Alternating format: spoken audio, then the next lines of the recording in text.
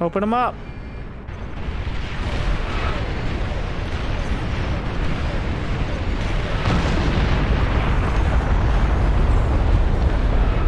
I'm launching too. Do they have enough?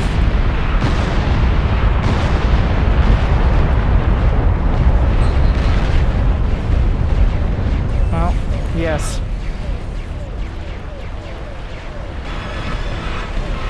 We just fired 10 nukes off. It wasn't enough. We need the rapid plasma. Pretty much the only choice here.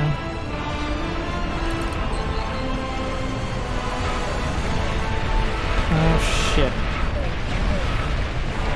Yeah, it's time to launch these a lot closer.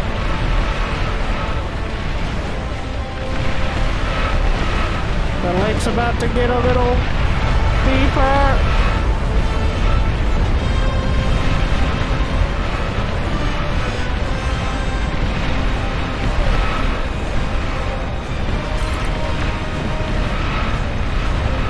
I launched my nukes.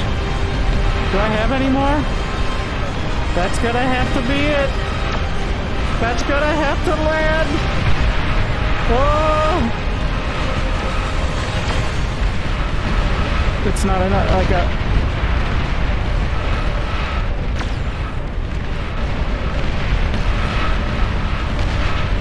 They're walking right through. I don't even know where these nukes are coming from. There goes the gantry.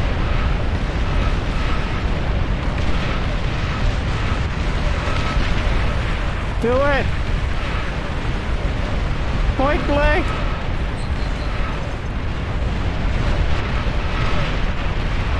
They're too late, is the... Oh no. Cloak and D-gun and get caught in 15 different nukes. He put the calamity right there. Oh no! Oh no!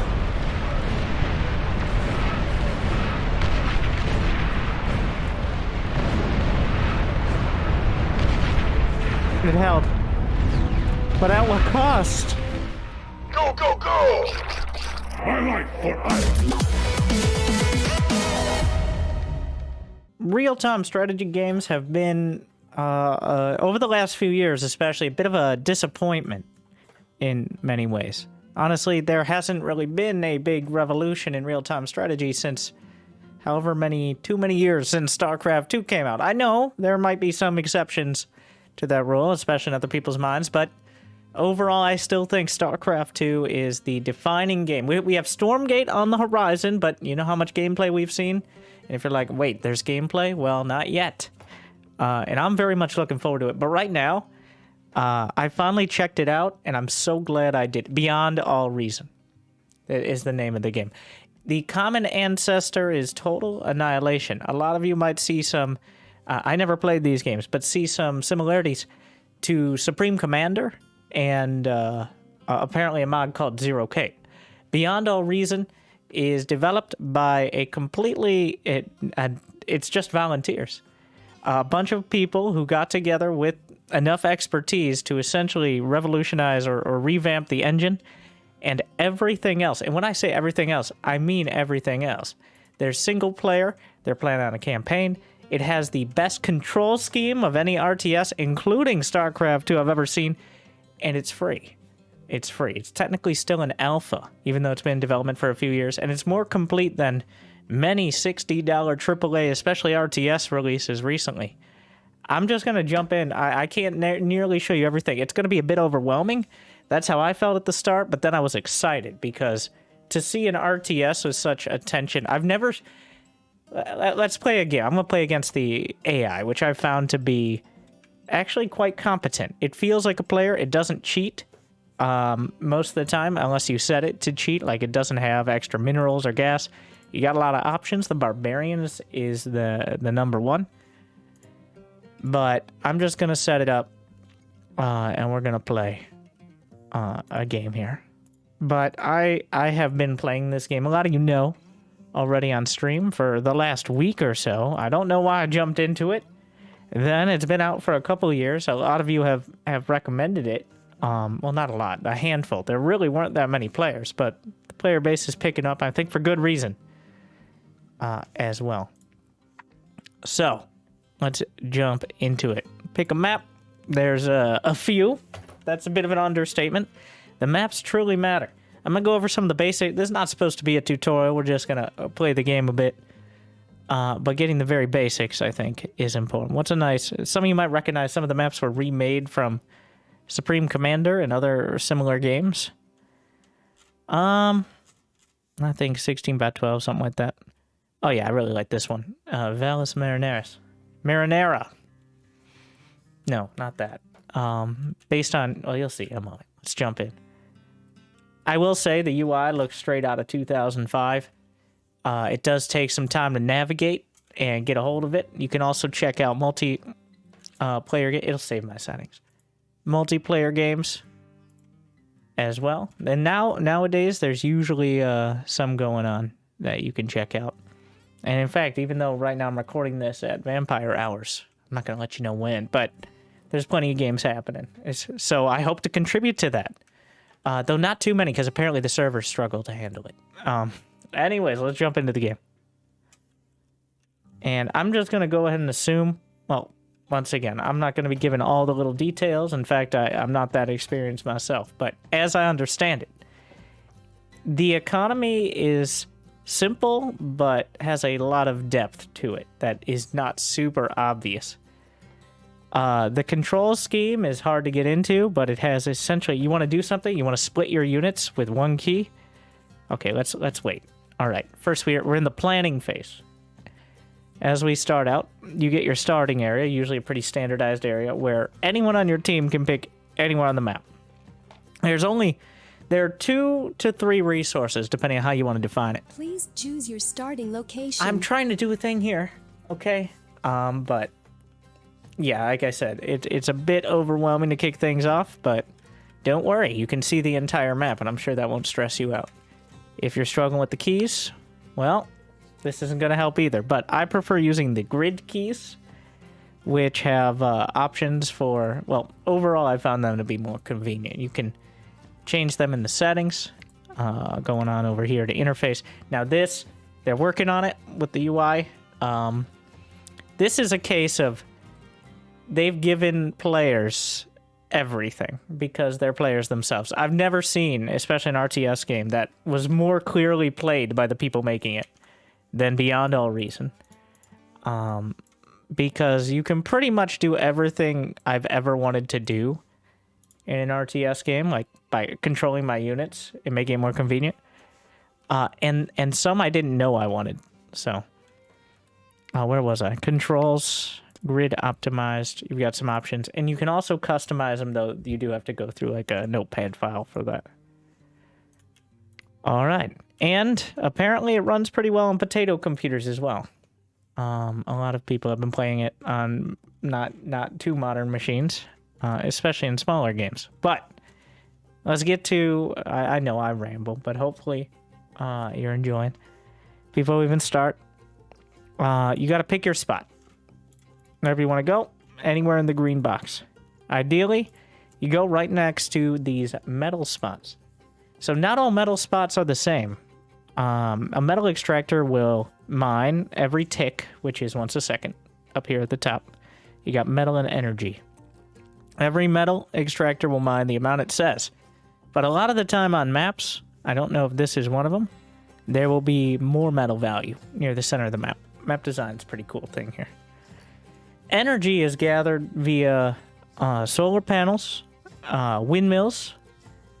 Early on, you got wind turbines, not windmills. That's not really how that works. And depending on the wind speed, if the average speed is over 5 or 6, oh yeah, we should probably go over the factions, eh? Then it's better off making wind turbines. But sometimes the wind dips, though the average, of course, stays higher than that. And that affects everyone on the map, which leads, amusingly, to people discussing the weather in-game. It's like, windy, huh? Oh yeah, you can also write on the map, which is very cool. And I've only seen a handful of people get creative with that, and I'll leave it at that. So in order to start, I'm just gonna go over build. You can click. I'm using the that's another one. I prefer the grid build here. So you have energy, metal, and build power. What do I mean by build power? It's not like StarCraft. When I lay down the metal extractor, and you can do all this before the game starts, once everyone readies up, you go about your build. But you can essentially have your entire build order beforehand, which is quite nice, I think, because you're going to do something similar.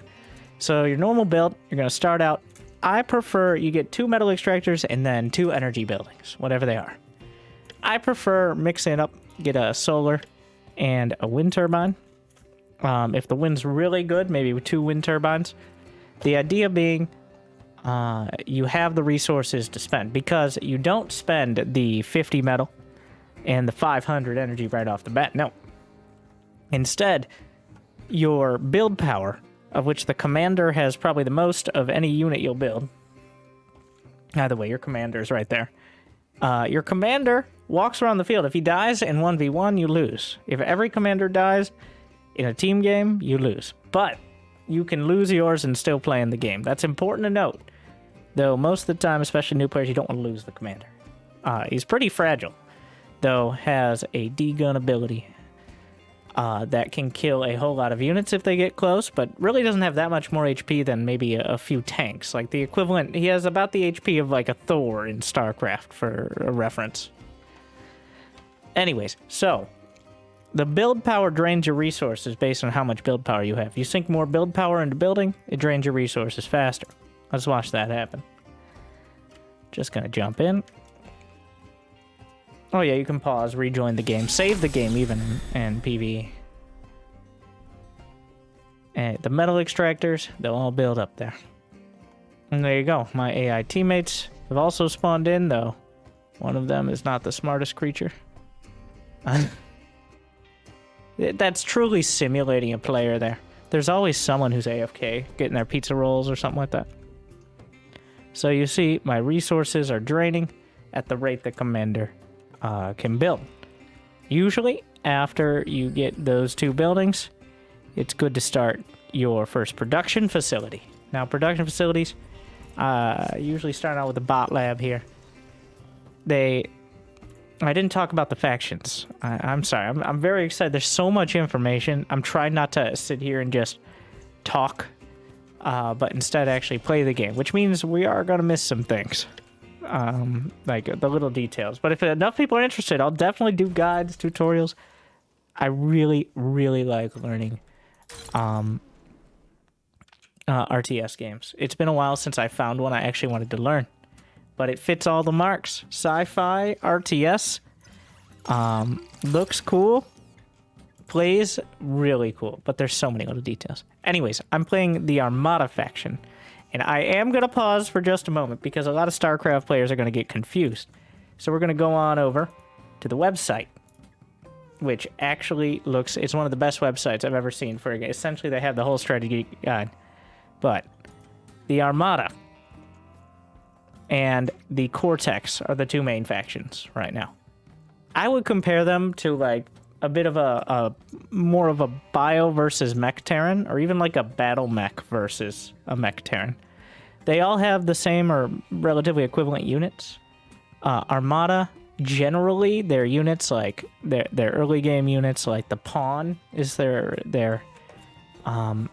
early game option. You can go back and forth. Like you could just sit on this website all day. I know a bunch of nerds will.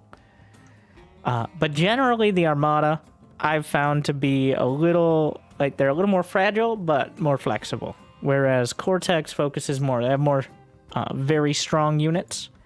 They like their biggest unit is the strongest unit in the game, the Juggernaut, which is wildly expensive and doesn't even show up in most games. But whereas the Armada, for example, and this is where you see the biggest split, is the late game, has the Titan, which has like a third of the HP and DPS, but also significantly less cost than the Juggernaut. So the Armada, it doesn't matter. You can have as many as you want of each faction. They could be all Cortex, all Armada on the team. Low power. I compare the differences more to the civilizations in Age of Empires than to like the difference between Terran and Protoss, for example. So I built a couple constructors here. Here's a on grid hotkeys, it is Control Tab. You can just select an idle constructor or factory. After a couple, I like to get a little tick, which is a bit of a scouting unit, and queue up some pawns. I could also put repeat, and it would just continue to do that queue up, but I'm not gonna do that. I like to micro my macro a bit. Gonna get one of those guard towers. So your metal extractors are actually very vulnerable in the early game. Oh, here's another tip. You can auto group units by holding Alt and then whatever control group, and auto groups will they carry over between games. So if you want to play against the AI, then you can set up your auto groups with whatever units you want. You can have multiple units on an auto group. And then I'm out of energy here. We gotta build more. We gotta build more wind, actually. Is what we gotta have to do here. It's partially because I'm using the constructors to boost the bot lab here. And because I'm doing that, they're using extra energy in order... Well, they're trying to use extra energy. They don't have the energy, which is the issue here. But the constructors, the bot constructors have 80 build power, so they don't build as fast. They're very slow, as you can tell here. You can open up with the other buildings as well. Oh, hello. Oh, here's one of my favorite parts. So, pretty much every way you ever wanted to move your units in SC2, but didn't have the APM to get remotely close to, well, you can do it in bar, beyond all reason. We're going to start abbreviating bar so it can fit with the character limit in the titles.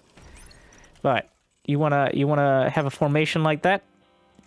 Well, then you can do it. You want to attack that general area, A-click and drag. You want to attack that specific area with each one splitting it. This is better for like artillery kind of stuff. Then you can do it. You want to patrol? All right, you can do that. You want to shift between these two? Back and forth. This is also good for dodging artillery. And also, important to note, many things are projectiles, and projectiles will hit anything they hit. This is also important for things like artillery. There's a lot of artillery-related things. Because they will hit you for full damage. You want to split your units? There you go. I'm not going to go over the hotkeys because I'm using the grid keys. And these are really things you kind of just got to get used to using yourself. Oh my god, more cool mechanics. I hope people didn't turn off the video because I'm just sitting there talking by this point. I'm very excited to show up. Then again, you guys made it this far. Like and subscribe. Why? Why now? Because you're the kind of if you made it this far, you're the kind of person who will probably like bar. It takes some kind of getting into. It definitely looks very complicated to start. Like they advertise there's 400 units. But that is not nearly as much as it sounds, as I find myself using the same 7 or 8 units mostly each game. We're starting off with the pawns, and maybe like 10. Another one of my favorite mechanics is the salvage, or called reclaim mechanic. Metal. I'm actually going to show you both things. First, we're going to buy a little bit of storage here. A metal storage and an energy storage. I'm not even close to what would be considered an efficient build right now because I want to show things off. That's why I use the simple and not the hardest difficulty AI. But, so, this is a resbot called the Lazarus. It's going to... the Cortex have something similar. You can actually use power to resurrect your opponent's units if they're wrecks. Some weapons, you can destroy wrecks. They might be destroyed by splash damage. But if in especially smaller fights, just normal weapon fire will just essentially wreck it. Low power. But also this does cost power. Minus 69 power apparently, so a nice amount. But it will restore it to your side. Oh shit. Let me go ahead and surround. And now I got myself a anti-air hovercraft, which is kind of useless because, well, because only my teammates have air. I think I need to get some heavier infantry. So there is, let's see if I can show it. I've turned some of the stuff off, but another tip is the icons. So the icons, it's not just a bunch of random squiggles here. I didn't know this until I looked it up, but on the site you can find strategic icons where you can see the unit type, tech level. The attention to detail here is, or just like the fact this has all been gone through, you can see what kind of unit it is, what it does, what level it is, and it does take some getting used to, but I find it most useful for constructors and stuff like that. But what I've done at the recommendation is turn the icons down to always on, essentially. You can increase the distance, so like now you have no icons, but I don't recommend that. I'm still getting used to it myself, so the other part of this is the reclaim mechanic, which is you can salvage a percentage of the metal cost of a unit, not the energy. The energy is essentially used to make things happen, but you can't get that back with this mechanic. So you can salvage units on the field after they die. Yours or your enemies, whoever gets to them first. Enemy commanders are worth 2,000, which is a massive amount in the early game. I built a construction turret, which is something that can... Technically, you can move them around, but they help increase build power in an area. They're much more convenient than constructors once you have enough economy to actually use them. But, so, what's so cool about the reclaim mechanic is... Essentially, it means you're encouraged to fight. In fact, your best economy is if you're aggressively winning fights. And even, well, or defending. Either way, whatever leaves the most wreckage on the field, ideally your enemies, that you can pick up and get a hold of. And also very convenient. Pretty much every command in the game, attack, reclaim, you can drag to a whole radius. Yes, the entire map if you'd like. Also, there are other cameras that you can use as well. There's some that rotate the entire round, 360. They are very disorienting to me, so I try to stay on this kind of camera angle. Okay, D-gun time. So, the commander can use your energy pool for his D-gun. Which one-shots anything. You do have to be, like, you might be like, well, that sounds OP. But remember, the commander can die quite easily. He has much less HP than many of the late game units. So, and the D-gun does not have nearly as much range as even like your basic sort of tank or something like that. So, the D-gun is kind of weapon of last resort. You can also cloak. I'm gonna use that cloak a bit. Where's my cloak? Oh, I pressed the wrong button. It's K by default. And that cloak means you still show up on radar. You see right there, those are radar dots. There's a short guide about it, but the summary is radar allows you can shoot at the radar dots, so a lot of your units. But until the units actually come into vision, it's not going to be very accurate.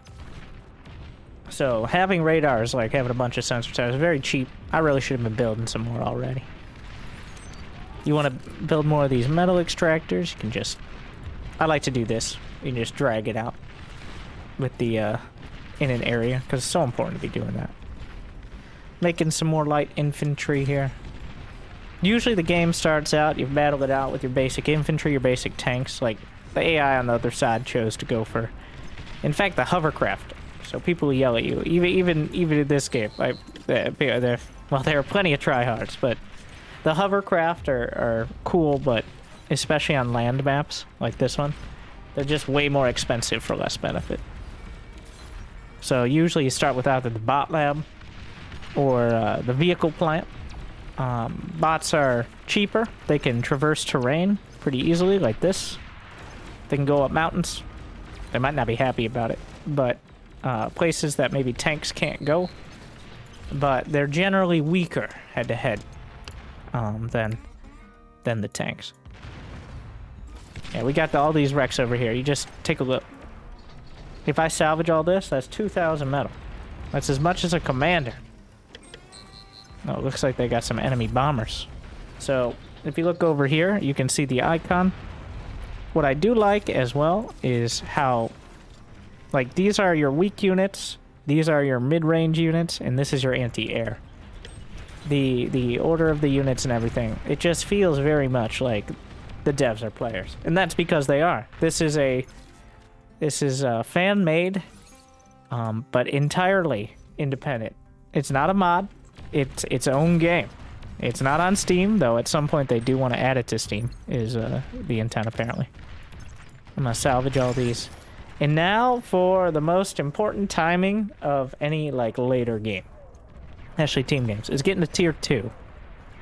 Which means you can use a constructor from your first building. You can use it in order to build a tier 2 building. Why is that such a huge deal? Well, one, because the thing's real expensive. 2,900, 15,000. Compare that. All these units are a fraction of that. You're overflowing metal. I do want to point out you can reclaim your own buildings as well. I know I'm supposed to be showing the game off here. I've already posted some of the... If you're looking for more, like, epic games, not Fortnite, but... Whoa, build some more turrets over there. It's been... I've started getting used to the hotkeys. It's really satisfying to get better, because there's essentially... It's not like SC2. Maybe I'm getting old. I'm dangerously close to 30 now. But... I already have some of my auto groups set up here, so. But I'm dangerously close, so maybe I'm just low APM. But things like splitting units, like I just press the split key, automatically splits. Wait, I think I'm just learning this now. Does it? Okay. Control. Yep. It seems to split based on where your mouse is. Oh my god, I never noticed that. It's so sick.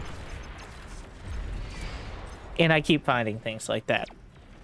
Like, not only does it split, but you can keep splitting the units. If you want to remove them from your automatic control group, Control tilde is the default, at least on grid keys again. So why is tier 2 so important? Well, one, it's real expensive. But two, it gives you access to tier 2 constructors, which give you access to essentially the late game buildings. What I really like about Bar as well is there's almost no active abilities on your units. Your units do what they do. Whether they're a tank or artillery, like, they're just very good. And that's part of why there's so many units, is because it's a bit what you see is what you get. The only units that have a bunch of, like, different roles are the constructor type of units that build different buildings, stuff like that. Also, the game warns you when the enemy is showing their tier 2 units as well. Because such a huge deal. So, you can build advanced metal extractors. This is the best way to get your metal income up, because you're going to be hurting for it in game a little bit more stressful than this one. And once you get those, it's about 4 times as much, I believe, is the number. So it's a huge bonus to your income. And essentially, as soon as you're able to get that, let me just do this. There you go. As soon as you're able to get that, you're really starting to boost your income and work towards the later game stuff. And I want to show off the later game stuff, so. I'm just holding it down here. We're going to salvage all these. I'm going to focus on that economy. Which means we're going to build. Oh yeah, you can hold shift and alt. Like in StarCraft, and you can just shift like that. Well, here, shift or shift and alt. Gives you a box formation. Oh, but wait, they're too close together. They could easily all get killed. Well, Shift, Alt, and then Z increases the spacing. X reduces. Though, with windmills. That's for things like nuclear reactors, maybe, which explode when they die, which is not necessarily good for you. Believe it or not. Also, another fun one is, let's say I have 2 constructors, and you want to split their work between it. So, Control Alt and then space, it'll divide the jobs between the two constructors evenly. So that way, boom, there you go. There's so much of this. Like, so much cool shit like this. Not my stream title, but if you use this command, well, if I use default keys, it would just be the F5 key. But I think the game actually looks really good. It doesn't look super modern, but I think much like StarCraft, the style it's chosen, which is like a little bit, they kind of look like model toys and such, but the explosions, and as the battle gets going, if Jimmy did a good job, he probably put a clip at the beginning of a more dramatic fight here to bait you guys in. But especially the big team game fights look amazing. And there's a ton of stuff like that. There's full replay support, all of that.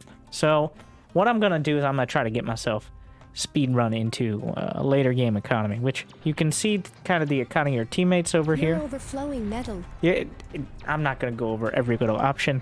I haven't even explored them all myself, but there's so many options, so much customizability. The team colors, if you're playing multiplayer, by the way, the team colors are not just like warm versus cool colors. They managed to figure that one out, which is at least quadruple A studio level. But it goes by rank, and there is a ranking system. Like it's called True Skill Ranking System, which I don't know exactly how it works, but the highest ranked player on each team will be blue or red, and then essentially the strength of the colors. So you can kind of tell just intuitively who's the highest ranked player. Not that that's necessarily a big deal. You can pretty easily see before or during the match, but just little details like that all over the place. I'm still, every day I learn a new like hotkey system or setup that I'm like, oh, yeah, I didn't even know I wanted that, because there's so many things. Like, for example, these are my welder bots here. They got lightning weapon, they're tanks, but you don't want them to be too clumped up. So you just hold the control key and right click, and they will maintain their position and formation heading to, well, wherever the hell you want them to go. Or you can use the fight command, so shift fight command, so they stop at a certain range. So the fight command is like attack move in SC2. Another thing, I think I got close to saying it several times, but never actually finished it, is flanking damage. So the way it works is, when you hit an enemy, that's the direction the attack came from, right? Sure, yeah. But then, if you hit them again from the opposite side, that attack... Oh, here's something. I turned it off just because things get insane. But you can turn on... yes, there's another... You thought this was it. No. There's another menu. Oh, also you can see your teammates' cursors and see where they're going. Imagine if in SC2, like in team games, you could see if your teammate was actually controlling their units. You can here. Technically, you can also turn on spectators when you're spectating, which a lot of people do, but... anyways, I got distracted again. There's so much. You can display the DPS and flanking direction. So, let's find something to kill. Let me get some more butlers, which are the tier 2 salvage bots. They can also build some of their own little bots on the field as well.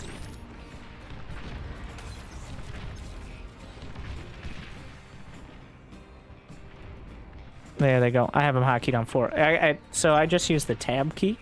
So there's no like main base like there is in StarCraft.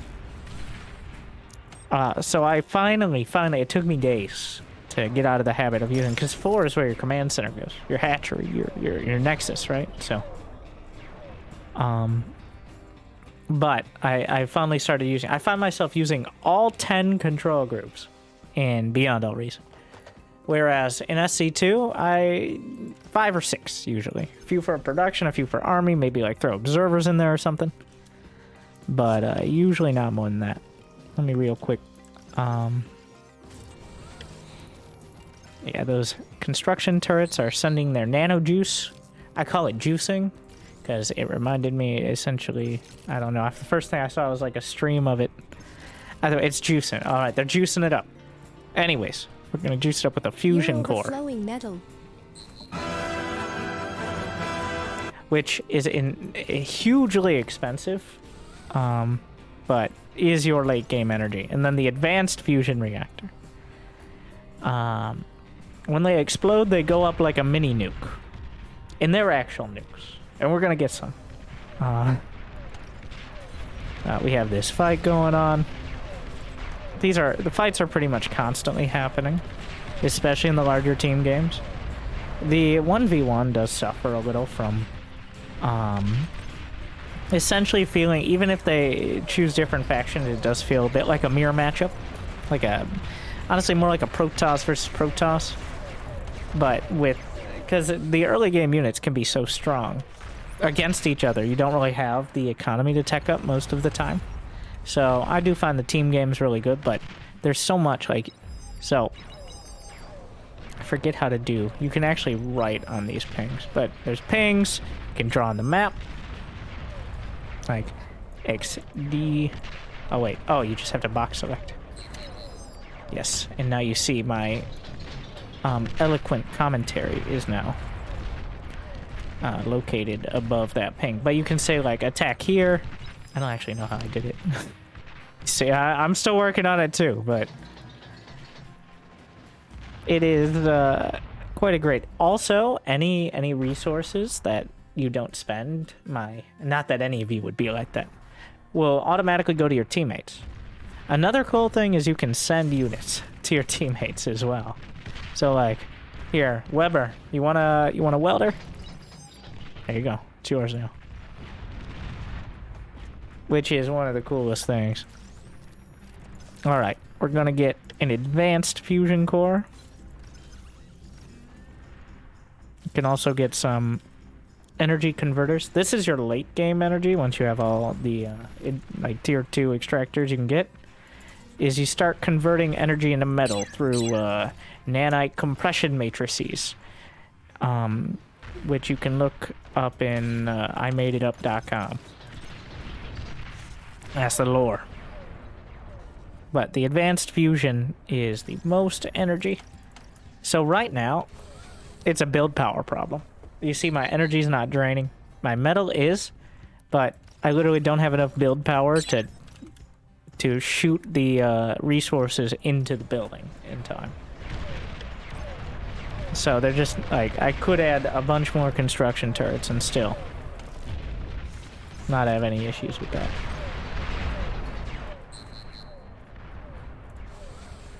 What I like to do as well is just slap down an aircraft plant, and you can use air constructors, which have the least build power of any, but it's very easy to maneuver them because they fly, so they can pretty much get wherever you need them. And you can build a bunch of them. They just build extra fast, no problem. Got some bombers up there. You can turn off health bars. You can customize them however you want. Like I said, all projectiles can miss. That bomber's kind of trash, so. Down he goes. Oh, it does. Yeah, that will do damage. It'll be. Oh, alright. Yeah, you get. That's the commander being hit over there. Alright, super fusion core's done. I'm gonna get myself some energy thingies here in order to convert some of that energy into metal via magical nanites. Get some of these air constructors.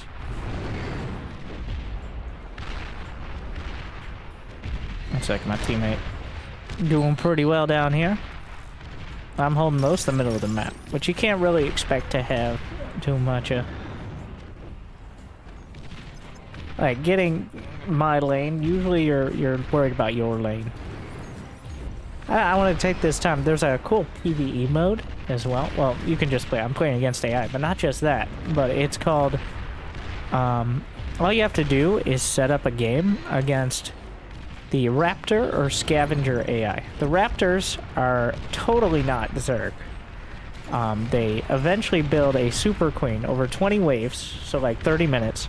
They will attack you in greater and greater waves of varying Hero of the varieties. flowing metal. And eventually the queen comes and attacks you. It's really cool. I think a lot of people like that mode. Maybe even more than multiplayer. It's actually really cool. So all you gotta do is set up a game against that AI. The lobby interface is not the easiest thing to navigate, to be honest, but... Alright. I just love using these air constructors. So much more convenient than watching these little... these are not the most aerodynamic creatures. So, I want to keep this fight going. I'm going to turn repeat on my advanced bot lab, and I'm just going to send out a few welders, mortar hounds. You kind of get a feel for it. Like with the Armada, I like the welders for like the front line. The mortar hounds are pretty cool. I lied when I said they don't have not every unit has an active ability. The mortar hounds can switch between a sort of, they have a Gauss cannon, or I think a Gauss cannon, and a plasma. The plasma is like a shorter range, does some AoE damage. Gauss cannon shoots a lot faster, more likely to hit. So, let's switch it up. Let's see there. Etc, etc. So that's kind of composition I like. I have those range units on the troop key.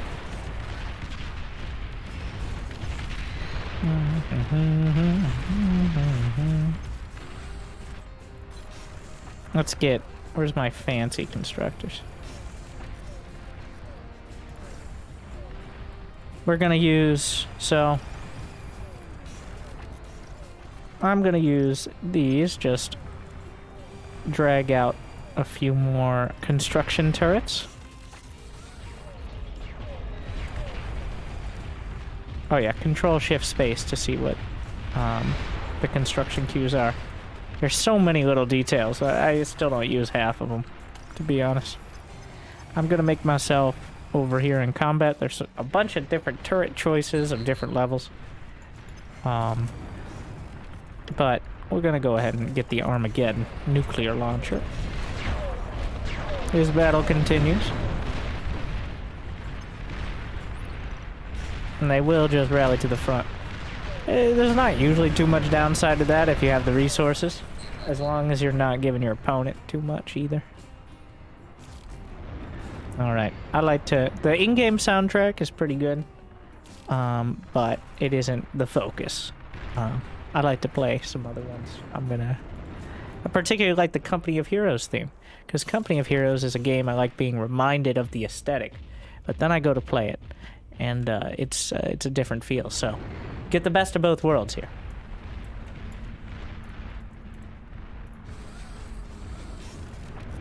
Alright.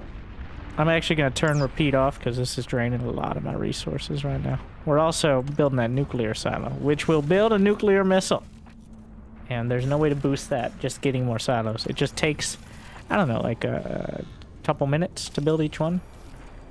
You can also get anti-nuke defenses, which look amazing. But also, let's get the experimental gantry. See if we can find some space over here. How's the war? Going pretty well. Usually you can... Generally, however far across the map you are. Because of how the resources are laid out. Some maps it's a little different. There's water maps and all that, but I'm not getting into that now.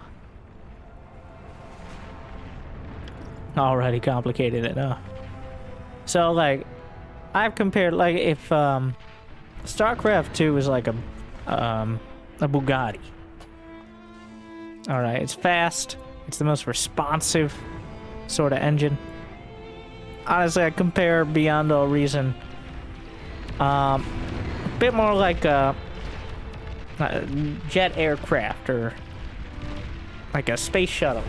Like, you can't change direction. It's not super, like, you can't turn on a dime, but you're not supposed to. What really gets me is how... Oh yeah, you want to turn off...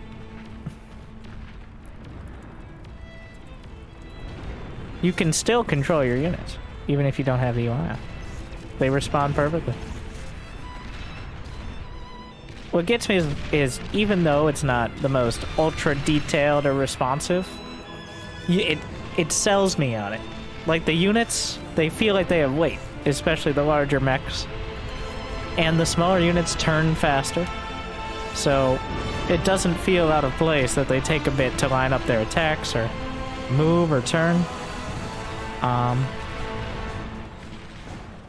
And like aircraft, very complicated to control well, but also very cool. And once things get going, it's an even larger scale.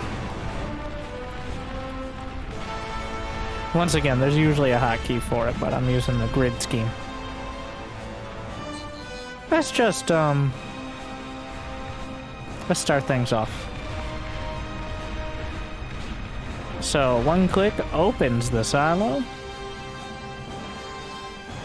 I said, one click opens the silo. I'm still not good at the nukes. I don't actually understand how they work very well. I think you need vision of it to do it. That might be it. I don't know much about the nukes. Other than how cool they look. And it'll launch. I'll be like, well, how much could it do? There's not much there. Where did it go? Uh-oh. You're overflowing metal.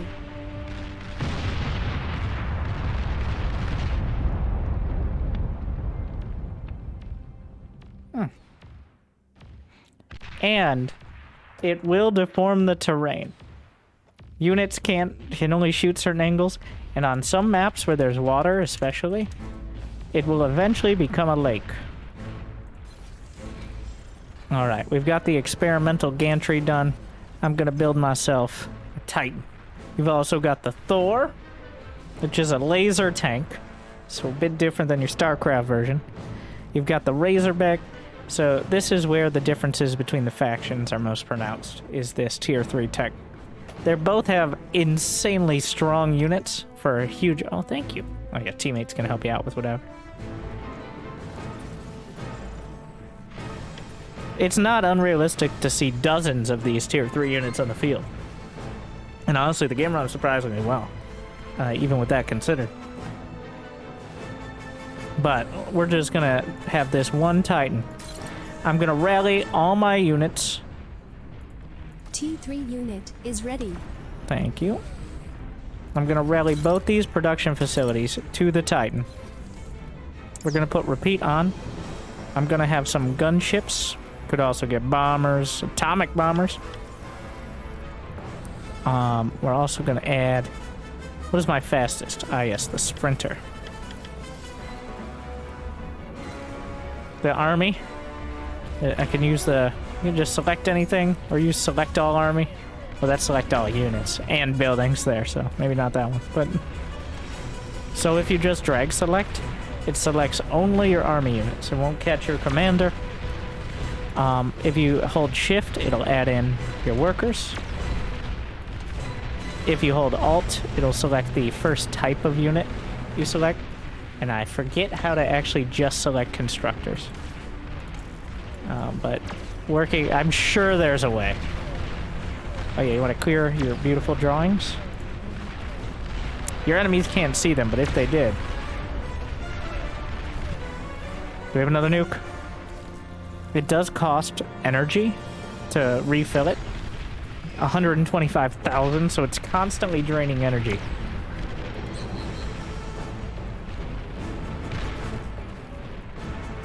Alright, let's open up the defenses. And then march over the top, because I have bots here, so... They can just march up this hill.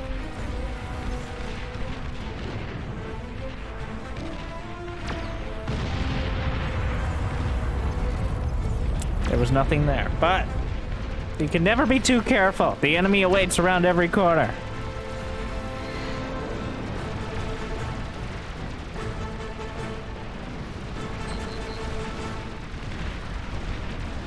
Trying to fire off those D-guns, not gonna work.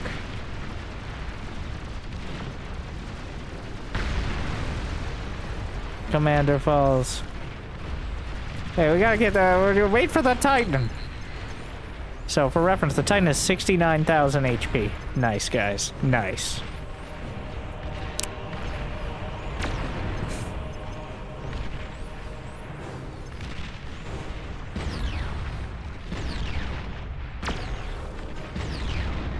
Each, you can see the stats of each, the excruciatingly detailed stats of each by holding the I key or on the site. So for reference, the commander has about 3k HP. Oh, he D-gunned it! Oh, like I said, the D-gun one-shots everything. Well, that's enough of that. We march.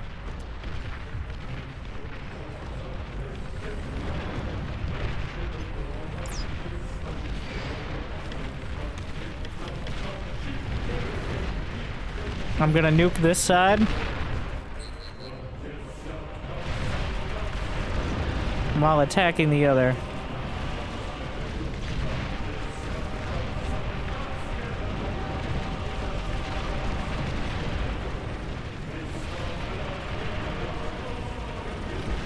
One commander, target him. Got him. One left. Where's he at? Not there, apparently. But he's still in the back of that base somewhere.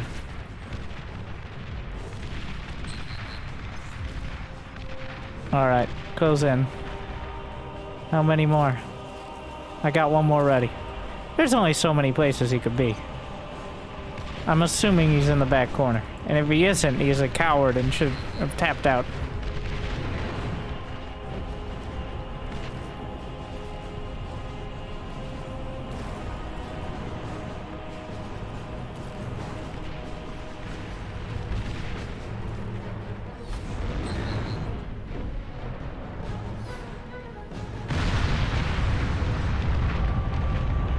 Toast.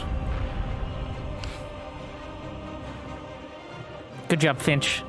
And then, of course, you have all of the stats you nerds could ever ask for. So, the summary is, this is not an equivalent to StarCraft 2. But, honestly, I have not felt as interested and as, like, the pull of... I played a lot of this game over the last week or so, and it has that same feeling when I started with StarCraft 2, but now that I'm old and low APM nerd, I'm more strategical about it. And beyond all reason, they don't even have their donation page set up yet. All they have is some merch. It is entirely a community project that is clearly more finished than your average AAA game.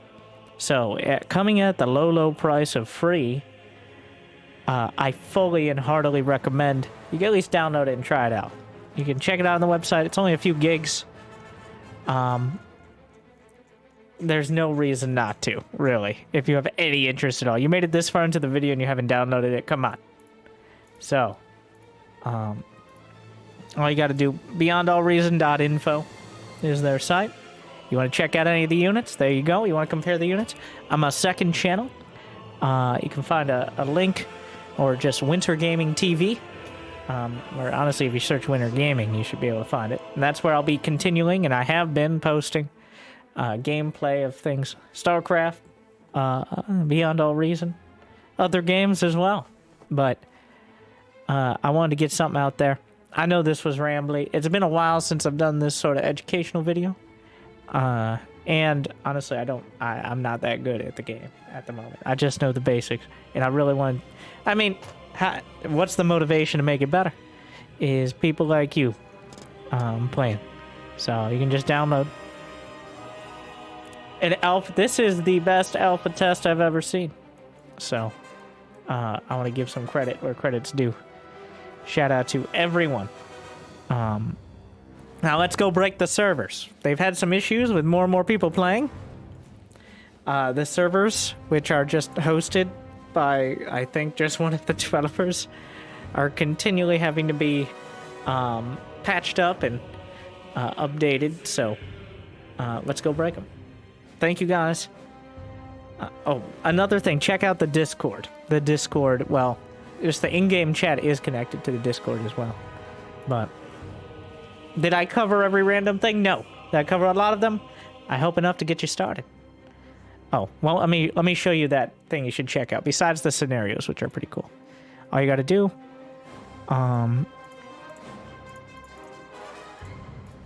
or you can pick any map you'd like. There are dozens, hundreds. What is the name of it? I believe it is Requiem. Requiem Outpost that was designed for this. And you can add scavengers. You could add normal AI, but if you add scavengers or raptors, that'll be that kind of co-op style game mode. So, just something for you if you're a fan of co-op and SC2. You can have as many, up to 8 players on your, actually 16, I think, on your team. All right, that's enough. Try to keep it under an hour. And most games are. So, thank you guys for watching. I hope you check it out. I hope at least you found this video entertaining. And like, subscribe, all that. It's weird. It's weird, like, getting this excited about another game. Jimmy, cut the video. Cut it. It's getting weird. Thanks.